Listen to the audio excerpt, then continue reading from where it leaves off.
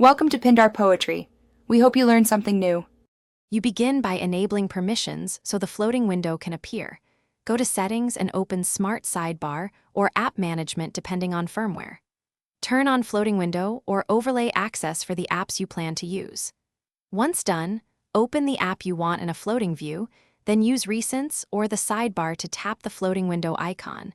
This creates the small movable window. You need this permission step first, because without overlay access, the feature will not work reliably. Now you refine how the floating window behaves. Pinch to resize or drag the edges for a precise fit, because size affects usability when multitasking. Move it by dragging the header. If it obstructs content, double tap to snap it to center or an edge. Use the floating window menu to lock the size, minimize to a dot, or convert to split screen when you need full dual app work. Adjusting these controls saves time and prevents accidental closures while you work. To finish your session, close the floating window with the X or swipe it off screen. Reopen from the Smart Sidebar when needed. If an app closes or the window disappears, make sure the app has background activity permission and overlay permission enabled. This prevents the OS from killing it.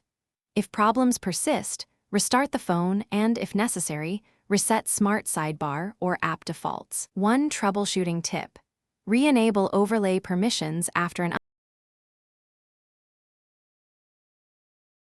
Thanks for watching. Consider subscribing if we helped you.